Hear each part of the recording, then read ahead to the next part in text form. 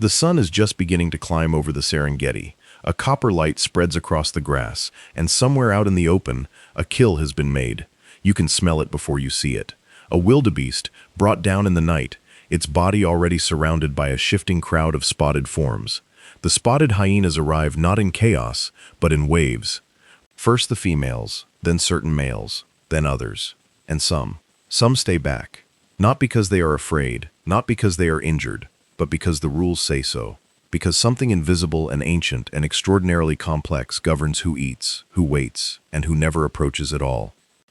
If you have ever watched hyenas at a kill and assumed you were looking at disorder, you were looking at something you did not yet understand.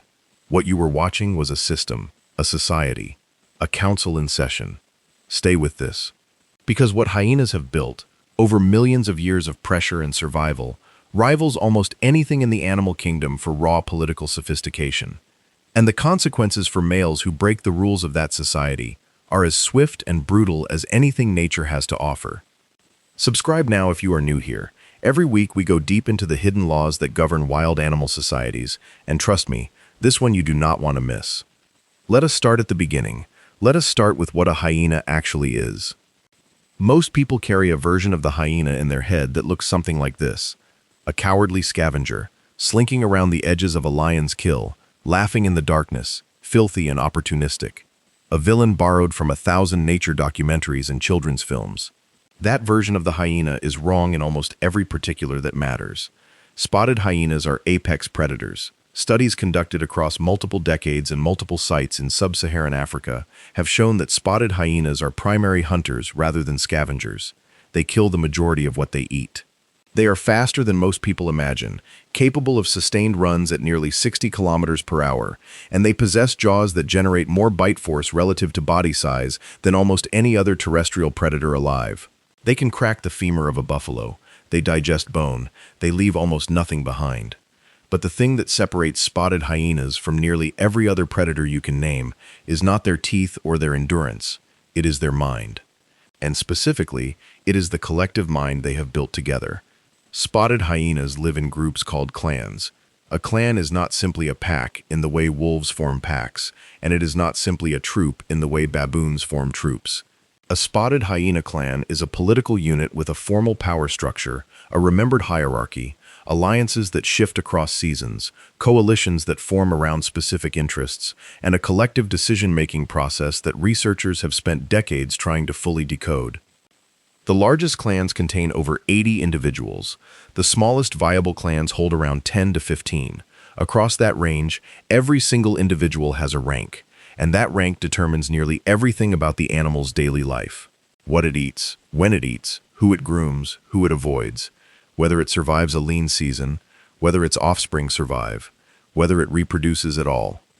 This is not informal. This is not loosely organized. Researchers studying clans across East and Southern Africa have documented rank relationships that are stable across years, sometimes across decades, maintained through constant subtle reinforcement. Glances, postures, the direction of a walk, the way an animal lowers its head when another passes. The hierarchy is not written anywhere. It exists only in the collective memory of the clan, refreshed and reinforced every single day. And at the heart of that hierarchy is something that makes spotted hyena society unlike almost any other mammalian system on the planet. The females outrank all the males. Every single one. In the spotted hyena clan, the lowest-ranking adult female still outranks the highest-ranking adult male. This is not approximate. This is not conditional. It is the foundational rule on which everything else is built. Females are larger than males, more aggressive and dominant by default. A female cub inherits rank from her mother, and she will spend her entire life reinforcing and defending that rank. A male, regardless of his strength, his size, or his years of experience, occupies a world beneath every female he has ever known. Why did this system evolve? It is a question that has occupied researchers for decades, and the answers are layered and fascinating. Part of the explanation comes from what the hyena diet demands. Hunting large prey is dangerous, expensive work that requires cooperation. Raising cubs in the highly competitive, predator-dense environment of the African savanna requires resources above all else. A high-ranking female who can guarantee her cubs first access to food gives those cubs a dramatically higher chance of surviving to adulthood.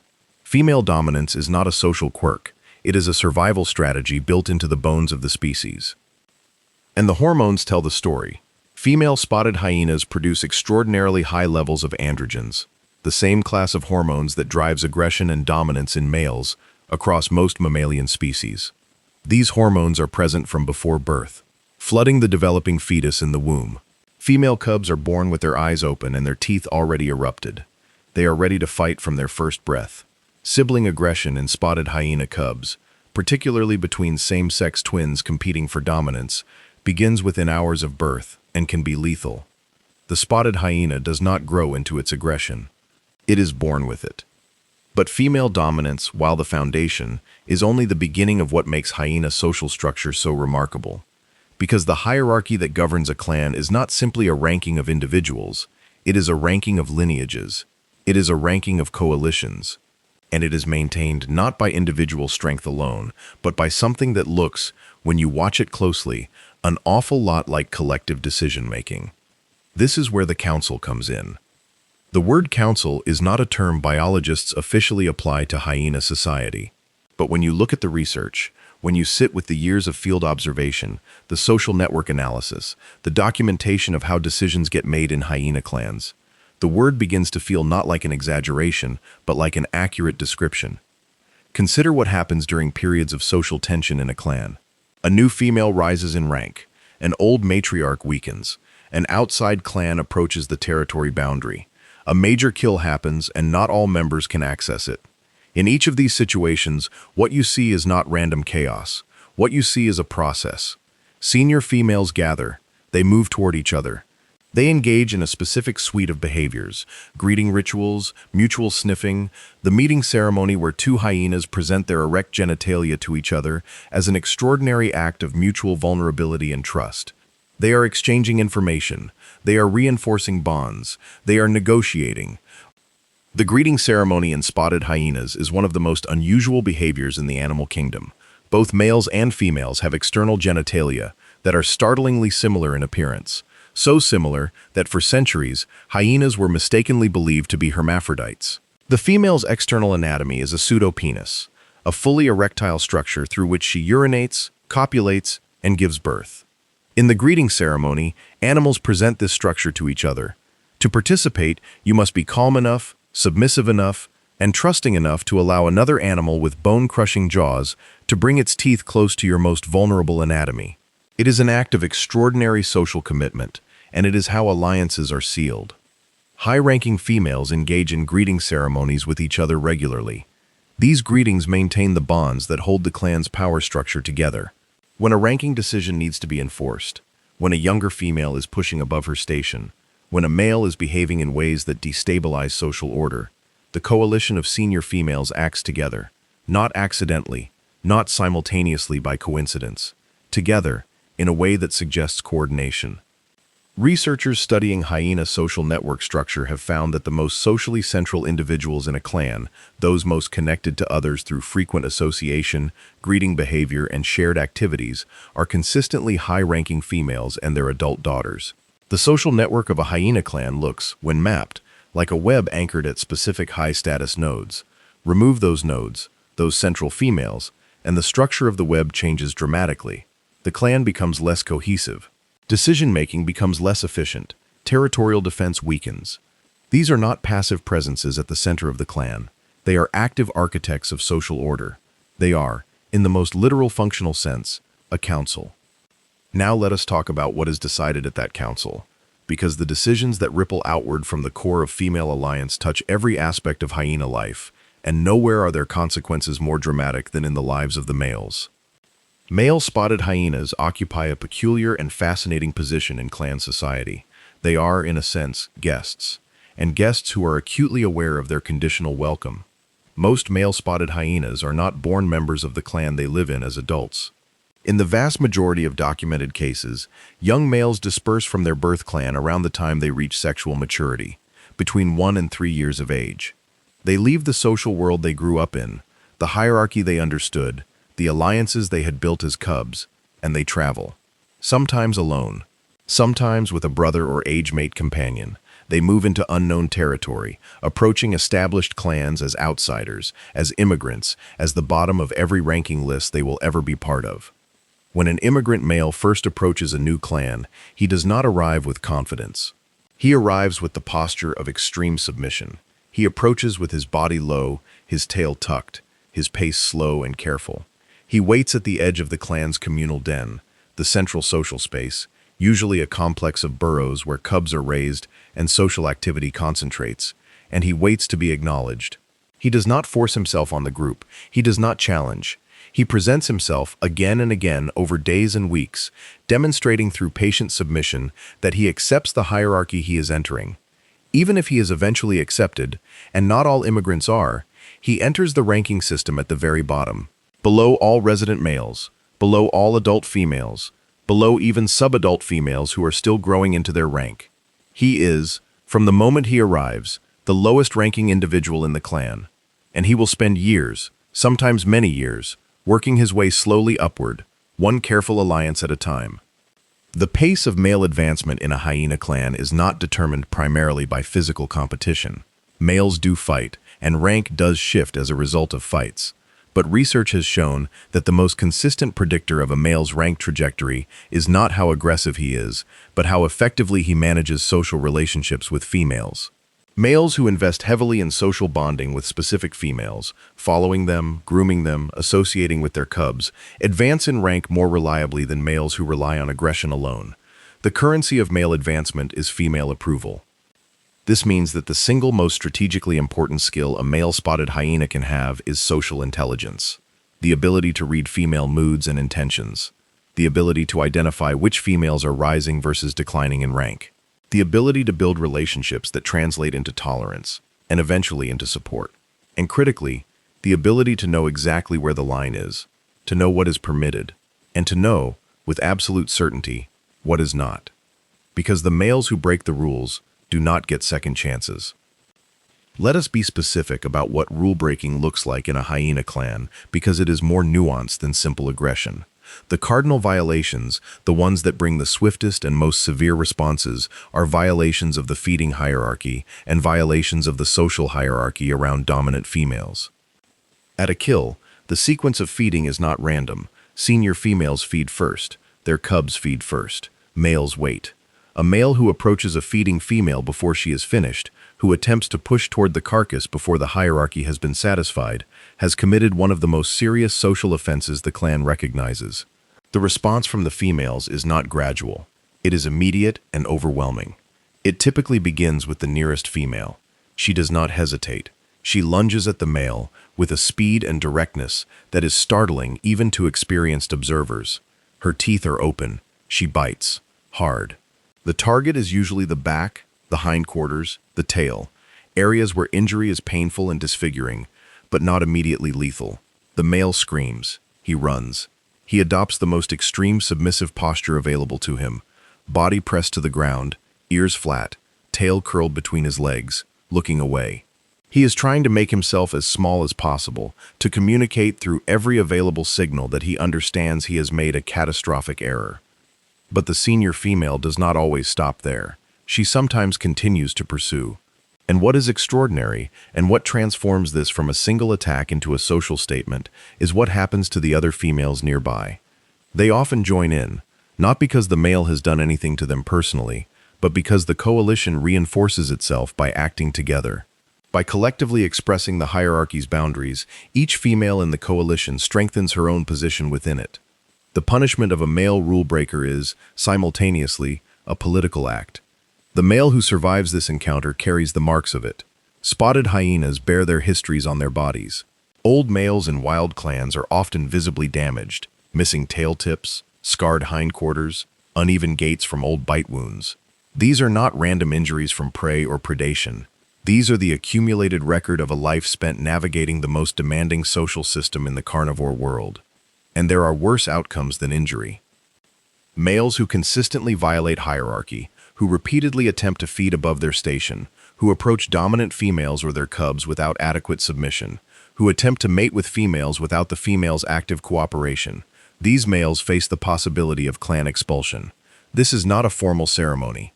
There is no moment of official banishment.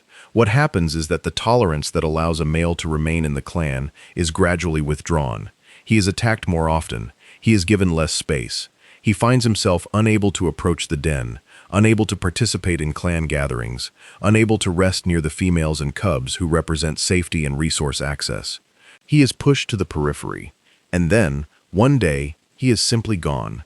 He has crossed so far over the social threshold that no path back exists, and he wanders, solitary and exposed, in territory that belongs to other clans, with no alliance and no protection. For a spotted hyena, solitary existence is not just uncomfortable, it is genuinely dangerous. Hyenas rely on clan membership for territorial defense. Lone hyenas are frequently killed by lions, their most significant predator. They are also killed by members of rival clans who do not extend any tolerance to solitary intruders. An expelled male is a male in serious danger of not surviving.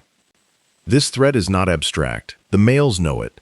This is why, even with physical capability that might allow them to challenge certain females successfully in one-on-one combat, they do not. The calculation is not about who would win in a single fight. The calculation is about what happens next. What happens to a male who wins a fight against a female and then faces the entire coalition she belongs to? What happens to a male who makes himself an enemy of the clan's power structure? The answer is expulsion or death. And the males appear to have understood this calculation for as long as the species has existed. There is something worth pausing on here, because it touches on questions that go beyond hyena biology into something more fundamental about how complex social order works. The male spotted hyena, who defers to females he could physically overpower, is not simply being cowardly. He is making a sophisticated assessment of long-term interests. He is choosing survival and eventual reproductive opportunity over short-term dominance. He is demonstrating exactly the kind of impulse control, social modeling, and future-oriented thinking that researchers associate with high cognitive ability. Studies of spotted hyena cognition have shown that they perform comparably to primates on certain social problem-solving tasks, tasks that involve understanding the intentions and perspectives of other individuals, tasks that require tracking relationships and outcomes across time. A male hyena who has been in a clan for 3 or 4 years carries a detailed social map in his mind. He knows the relative rank of every adult female. He knows which females are closely allied. He knows which ones tolerate him more than others. He knows the rank of every other male, and how each of those males relates to the females. He tracks these relationships continuously, updating them as circumstances shift, and he makes daily decisions based on that constantly refreshed model. This is not instinct in the simple sense. This is learned, updated, maintained social knowledge. And it is this cognitive investment in social information, rather than physical strength alone, that determines whether a male thrives or suffers in the spotted hyena's world. Let us now talk about the cubs, because the social rules that govern adult behavior begin in the den, much earlier than most people realize. The communal den is the center of hyena social life. Clans maintain a primary den, often a network of burrows in termite mounds, aardvark holes, or natural rock formations, and this is where cubs spend their first months. Mothers leave their cubs at the den to go hunting and return to suckle them. Cubs from multiple mothers intermingle at the den. They play, they fight, they begin, from the first weeks of life, to learn the social hierarchy that will govern their entire existence. Female cubs are introduced to their rank almost immediately. A cub born to a high-ranking female is treated differently by adult females from the moment it begins moving around independently. High-ranking mothers actively defend their cubs, intervening in disputes, backing their offspring in confrontations. Low-ranking cubs learn early that there are spaces they do not enter, individuals they do not challenge, foods they wait for. By the time these animals are several months old, they are already operating within a functional understanding of social hierarchy. Male cubs born in the clan have a particularly interesting developmental trajectory. They grow up with full membership privileges as cubs, they are sons of clan females, and they benefit from their mother's rank during their early years. A male cub born to a high-ranking female has access to better food, more protection, and higher social status among the juvenile cohort than a male cub born to a low-ranking female. These early advantages matter enormously. Better-fed male cubs grow faster, maintain better condition, and disperse in better shape than their lower-born peers. But dispersal eventually comes for almost all of them, and when it does, it erases much of what birth rank provided. The son of the most dominant female in the clan arrives at a new clan as nothing. He is an immigrant male. He must start from zero. This is one of the most striking features of the Hyena system, the way it perpetuates female power across generations, while simultaneously resetting male status. Female offspring inherit rank from their mothers and carry it forward. Male offspring, no matter how privileged their birth, eventually leave and join a system where no mother can protect them, where no inherited rank awaits them, and where every social advantage they ever gain must be built slowly, carefully, through years of strategic relationship management. It is, from a certain angle, one of the most effective structural mechanisms for maintaining female dominance that evolution has ever produced. Now, let us complicate the picture, because the story of hyenas and councils and broken hierarchy does not end with straightforward dominance and submission. The system is more dynamic than a simple ranking suggests. Within the framework of female dominance, there are movable parts, opportunities for strategic behavior, coalition shifts, moments where the rules are tested and occasionally bent, and a fascinating interplay between the council's collective judgments and individual ambition. Rank among females is not perfectly static. The most stable rank positions are those of the highest-ranking individuals, the alpha female in her immediate lineage, and those of the lowest-ranking individuals, the most recently arrived immigrants, the orphan juveniles with no coalition backing. But in the middle of the hierarchy, rank can be contested and can change. A coalition of 2 or 3 middle-ranking females, if sufficiently aligned, can challenge and displace a single female who has been ranked above them but who lacks strong alliances of her own. These challenges are not simple fights. They are social campaigns. They are preceded by weeks or months of increased alliance behavior, more greeting ceremonies, more time spent near each other, more coordinated behavior at kills, during which the coalition quietly strengthens itself. When the challenge eventually comes, it comes in force. The targeted female suddenly finds multiple opponents where before she faced individuals. She may hold her position if she has strong enough alliances of her own to call on, or she may find that the coalitions around her have quietly shifted and that she is suddenly alone.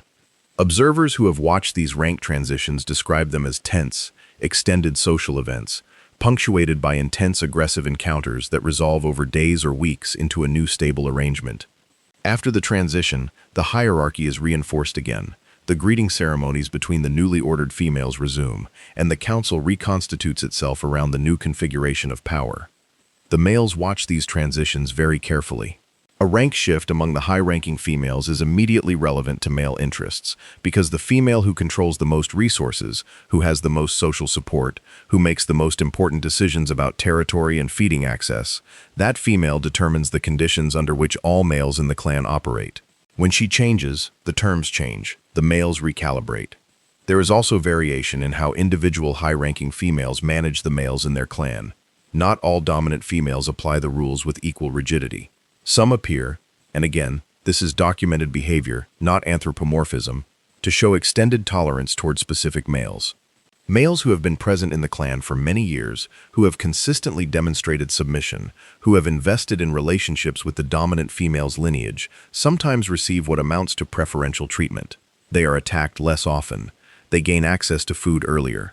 They are allowed to spend more time near the cubs. This is not random. Researchers have proposed that long-term resident males, particularly those with strong relationship ties to high-ranking females, represent a predictable, manageable social presence. The clan knows them. Their behavior is understood.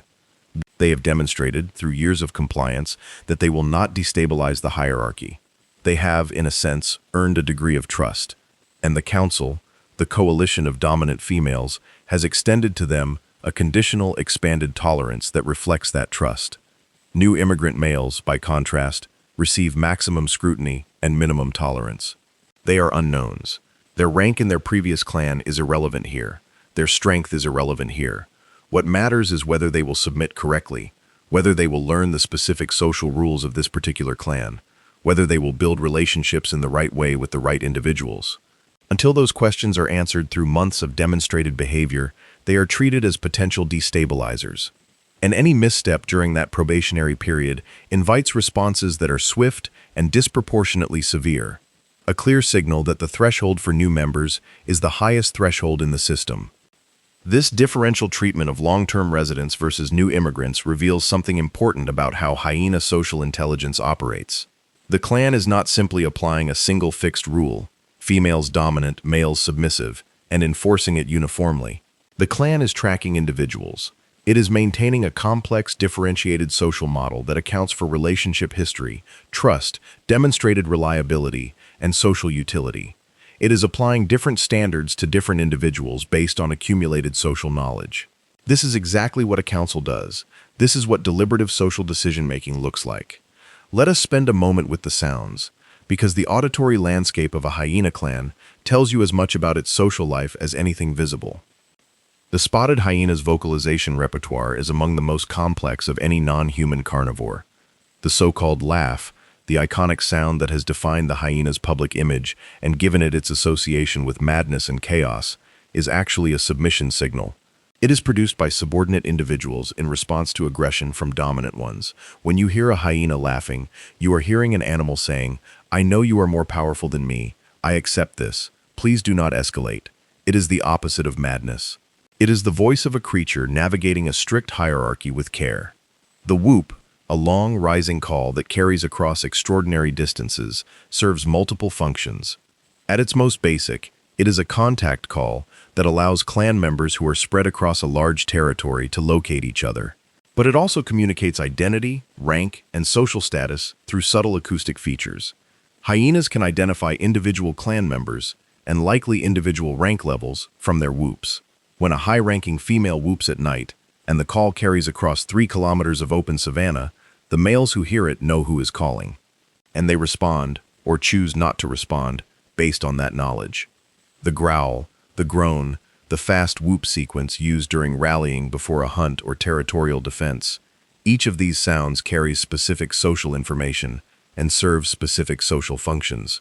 In a system where visibility is often limited by darkness, vegetation, or distance, auditory information is critical for maintaining the social network that makes the clan function. The voice is a tool of governance. It is how the council communicates across space. It is how the rules are broadcast. And when territory is challenged, when a neighboring clan approaches the boundary, when lions try to take a kill that a hyena clan has made, what you hear is the clan's social structure made audible. High-ranking females vocalize first and most prominently. They rally. They coordinate. The coalition organizes itself around their calls. This is the council in full session, making a real-time decision about territorial defense. Hyena territory is serious business. Clans defend areas that may cover hundreds of square kilometers, demarcated by latrines, scent-marking stations where clan members deposit secretions from their anal gland pouches and excrete the white, calcium-rich feces that serve as a highly visible territorial signal. These latrines are maintained regularly. They are the clan's written boundaries, refreshed and reinforced by collective effort. A clan that controls a large, rich territory can sustain a larger population, support more cubs, and maintain the kind of numerical advantage that allows it to hold its borders against rival clans. The dominant females make the strategic decisions about how aggressively to defend which boundaries, which rival incursions to meet with force, and which to ignore, when to expand and when to consolidate. These are collective decisions, made by the council, executed by the clan. Males participate in territorial defense. They must, but their participation is always conditional on the structural decisions made by the females. A male who charges into a territorial confrontation ahead of the dominant females is not being heroic. He is being disruptive. He is acting outside his station, and if his action causes social disorder, if it draws aggression toward him from the senior females whose decision he preempted, the cost can be severe. This is one of the most counterintuitive aspects of hyena hierarchy for human observers. The most physically capable individuals are not the ones who lead, they are the ones who wait. They are the ones who direct their capability in the service of decisions made by others. The body that can cause the most damage in a clan interaction is not the body that decides what happens.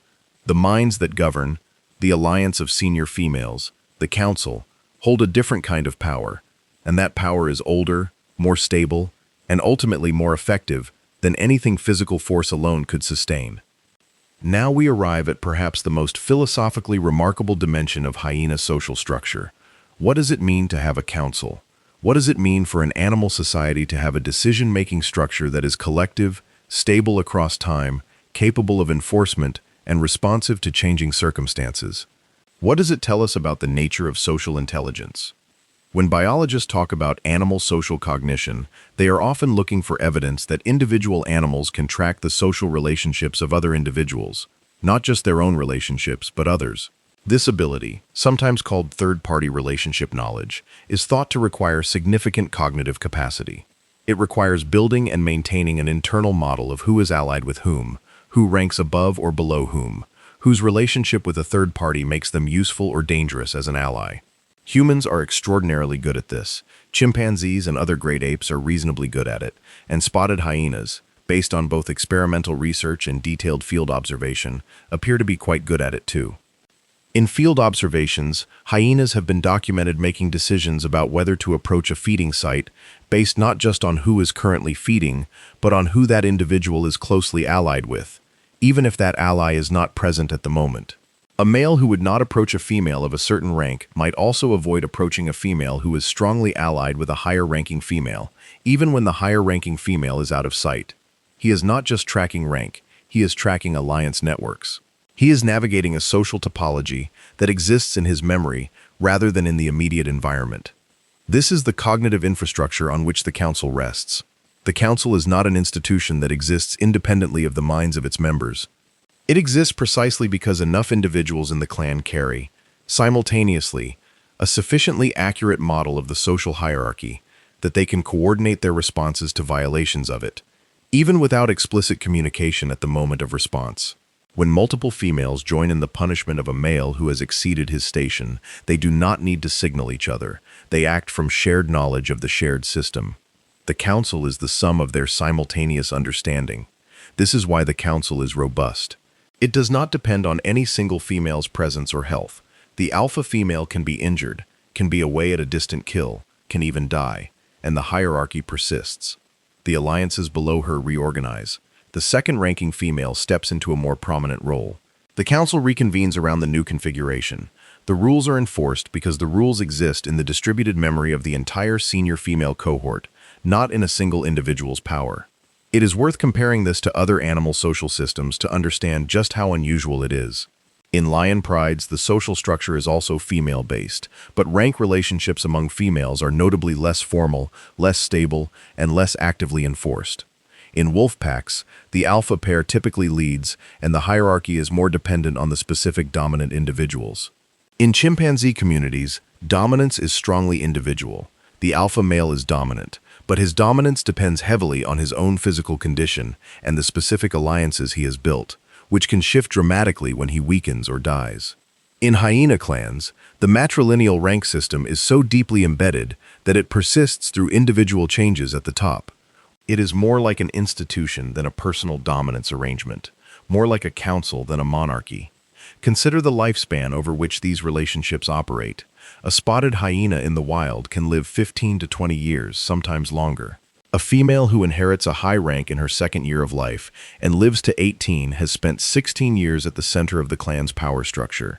She has seen multiple generations of males come and go. She has seen her daughters rise through the ranks. She has watched alliances form and dissolve and reform. She carries within her a social history of the clan that spans decades. When she participates in a social decision, when she joins a coalition response to a male rule breaker, when she engages in a greeting ceremony that reinforces an alliance, when she vocalizes during a territorial rally, she brings that entire accumulated history to bear. She is not just reacting, she is drawing on decades of social experience to calibrate her response. This is what makes the council real, not just the structure, but the depth of experience and memory that gives it continuity across time. There is one more dimension to explore, and it is perhaps the most poignant. What happens to the males who accept the system, not just tolerate it, but genuinely succeed within it? What does a good outcome look like for a male-spotted hyena? The honest answer is that even in the best case, male reproductive success in hyena society is modest by the standards of most mammalian polygynous systems. High-ranking females choose their mates, and their choice reflects years of social observation. They favor long-term resident males over new immigrants. They favor males who have demonstrated patience, social competence, and reliable submission. They favor, in other words, males who have played the game correctly for a long time. There is evidence from genetic studies that long-term resident males father a disproportionate share of the cubs in their clans, which means that the system rewards exactly the behavior the council most needs: patient, compliant, socially intelligent, non-disruptive. The males who play this correctly eventually achieve something genuinely valuable. They achieve belonging. They achieve a stable place within one of the most sophisticated social structures in the mammalian world. They achieve tolerance from the females near the top, which translates to better food access, lower stress levels, better condition, and